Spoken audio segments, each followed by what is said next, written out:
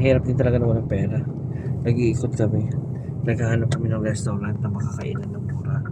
Pero yung juice, ang gusto namin ay fresh juice. So ito yung nakita namin. Ito na yung lugar. So mukhang maganda nga yung lugar. Pero hindi namin alam kung ano meron dito. Galing kami din sa friend namin. Nang harbat kami ng mga gamit dyan hindi niya kailangan. Kasi itapon niya. So maggamit pa naman natin. Kaya lang, nauhaw kami.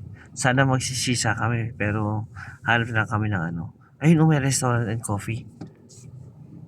Ayan. Ayun din. Sunroom. Ano ba yan? Sunroom? So, hanap-hanap kami dito ng mga ano.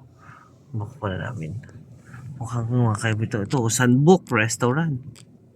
Kakaiba, mga pangalan. Ano ba itong mga restaurant na to? So, hindi namin alam kung saan kami pupunta.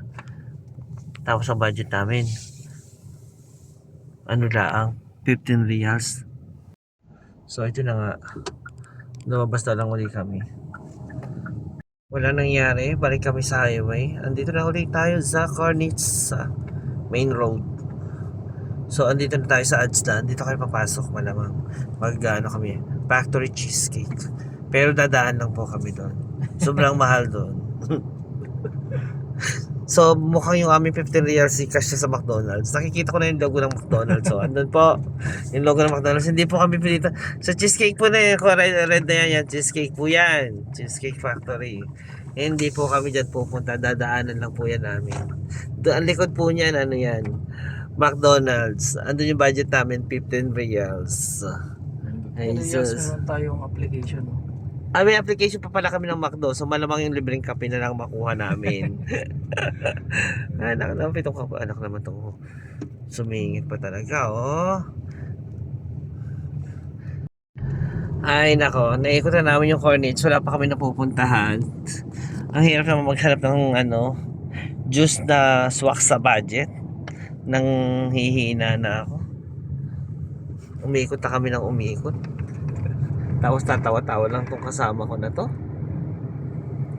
Sige, ikaw naman nagdadrive. Nakaupo lang naman ako.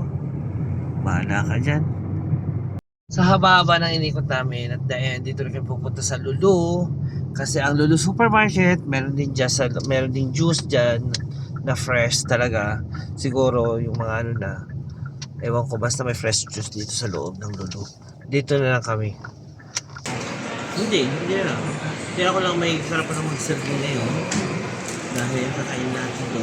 Matigas pa. Wow. Ano ba? Wrapper. Masarap. Unang agad wrapper, may nasa medyo agad. Unang agad. Puro balat. So binayad namin kasi normal kasi yung shake talaga is natural. Gusto lang namin yung sweet. So talaga hanap na rin kami ng candies namin. So nakawas na rin kami ng medyo matamis para mas talaga. So nung binalik mo sa kanya, madami na, tingnan mo.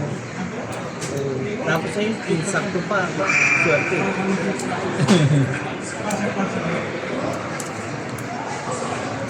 Yun. Yung cravings ko, medyo sweet. Sarap. Perfect na siya. Stop, ma'am. Actually, kanina masarap yun. Pure talaga. Nasa avocado. Kaya lang yung cravings namin medyo may sweet. So, ito naman. Siya yung una nagreklamo. Parang gusto daw niya matamis. Di ba masarap? Ang sarap nung sarap ng ano niya, gulay. Mas masarap to kasi yung nasa ramen. Oo, yung binibili ni Mami. Na pag yung parang kalahat, 1/4 na rin porlo nakalagay. Si Mami talaga kung ano pinagbibili. Maistipan lang ni Mami. Shout out pala kay Mami Ina, hindi namin kasama. Na-busy kasi kami, pumunta kami kay manager.